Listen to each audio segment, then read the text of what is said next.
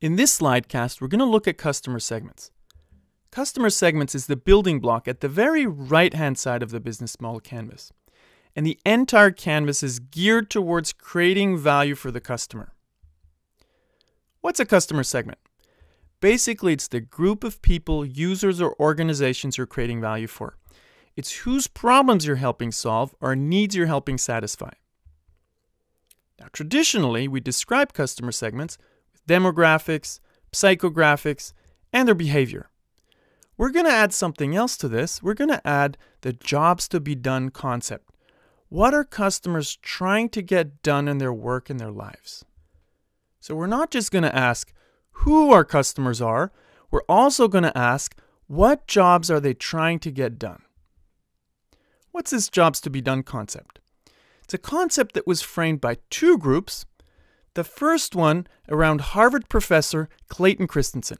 He says, we hire products to do things for us. In a famous talk, he explains why customers hire milkshakes.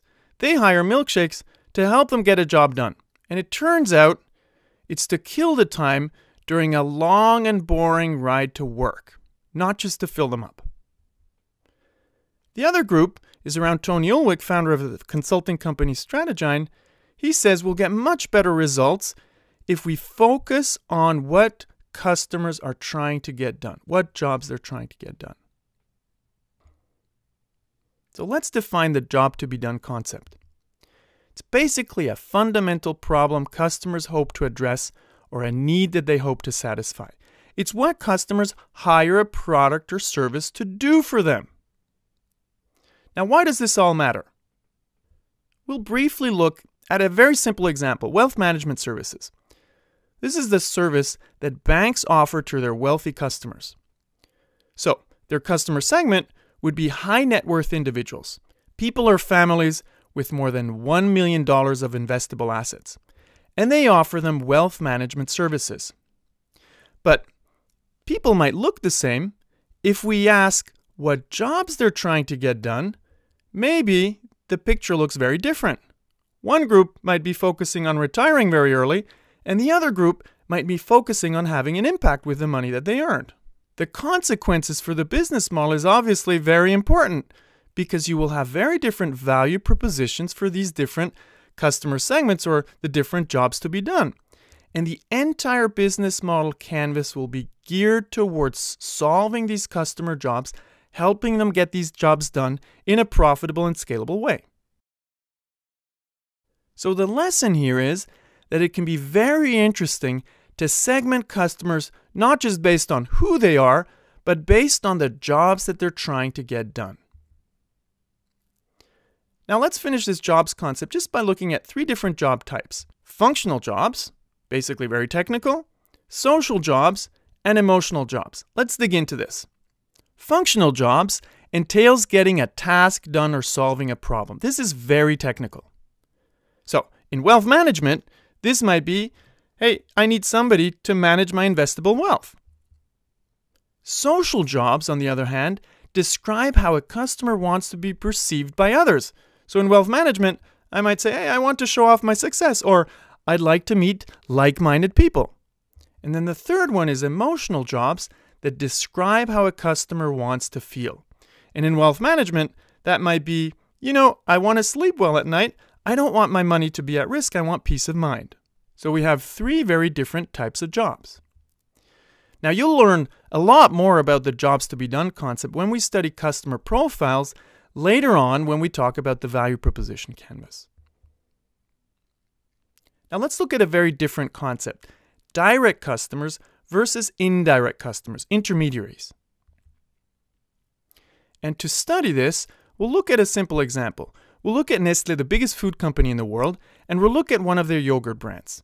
We're going to talk about LC1. Nestlé sells the yogurts to consumers, and they sell to consumers through an intermediary, through the retailers. Now, is the consumer their real customer? Well, it is their customer, but it's their end customer. The real customer, their direct customer, is actually the retailer. And they're reaching them through a sales force with a very specific value proposition, a value proposition to retailers. So in business models with intermediaries, you have two customer segments, and you need to create a specific value proposition for both. Now let's look at a different concept, customers in double-sided markets. And to study this, we're going to look at Google Search. Google attracts users by helping them find information for free. On the other hand, they attract advertisers by allowing them to reach a large audience and to sell to them through advertising. This is a very specific type of business model. It's a so-called double-sided market. Advertisers will only come to this platform if there are a lot of users. And users will only come to this platform if the search is for free, which is subsidized by advertisers. So we need advertisers to offer a free service. So you need both customer segments in order to make this business model work. This is a double-sided market that only works with two customer segments. And you might have more complicated multi-sided markets where you have several customers and several value propositions. Let's look at a second example. Apple iOS, their mobile platform. Smartphone users will come to Apple for the device, the design, the technology, and the applications. Application developers, the other side of this double-sided market, will come to the platform not just for the technology, but only if there are a lot of people. So application developers are attracted by the number of people on the iOS platform and their ability and willingness to pay. And smartphone users increasingly come to a phone not just for the technology, but for the number and quality of the applications. And a third example here, a very different one, is MasterCard, a credit card institution. Buyers will come to a platform if the credit card works, if it's easy to purchase, and if you can use it in a lot of stores around the world. And merchants will come for a very different value proposition if there's a large base of users that's willing to spend money. It's a double-sided market again. Merchants come for the number of buyers, and buyers come for the number of shops in which they can use the credit card. It's a double-sided market. Now let's look at business to business. A lot of people ask, well, is this the same for business to business customers? Does this apply as well? Well, it does, but we need to look at something specific here. In B2B, you'll likely be serving several customers within an organization, and you'll probably have to have distinct value propositions for these different groups and people inside an organization. This is how Microsoft offers MS Office through the cloud, and we're going to look at specifically at B2B sales. To study this, we're going to look at a concept from Steve Blank and Bob Dorff. They say when you sell to a company, you're going to have different customer and user types. The first type here is simply the users and the customers who use the service. In this case, it's the people who are going to use MS Office, specifically in the cloud. Then you need to consider the influencers who have some say in the purchasing decision, maybe not a formal influence, but they have some kind of power in the purchasing decision. And then you have the recommenders who have a more formal power, who can make or break a sale. Then you have the economic buyers. These are the people who have the budget, who invest the money for the purchase. And then finally, you have the decision maker who can really make or break a sale and who has the final decision-making power. And then there's a last group that we sometimes forget. It's the so-called saboteurs.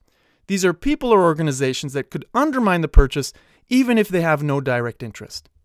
So this is a very interesting way to look at the different customer and user types that you're addressing in a B2B sales. Let's finish here with some frequently asked questions. The first one is, well, why are free users, like we've seen in Google Search, a customer segment? Let's look at Google Search very briefly. Users, they have a choice. They can come to Google for search, or they can go somewhere else. So as soon as you have to attract customers with your value proposition, they are a customer segment. If they pay or if they don't pay isn't relevant. And in this case, it's very important because the number of users is the value proposition to the advertisers. Let's look at another question. Can a key partner also be a customer segment? And to study this, we're going to look at Google Android. Google purchased Android in 2005 because they believed that more and more search would go to the mobile platform. Based on the Android platform, Android phones can be offered to smartphone users around the world. And today, they offer their own phones, but initially, they were only working with partners like Samsung, device manufacturers, who would manufacture these phones and offer them to smartphone users. But here's something very important. Samsung is also a customer segment because they have a choice. They have a choice if they will use Android or another operating system, in particular, going for their own operating system. So as soon as you have to attract a customer segment with your value proposition, it really is a customer segment. Let's stop here, and you'll learn a ton more about mapping out customer profiles and jobs when we go into the value proposition canvas later on in this course. In the meantime, ask yourself who you want to create value for and what jobs you're helping them get done. Class dismissed.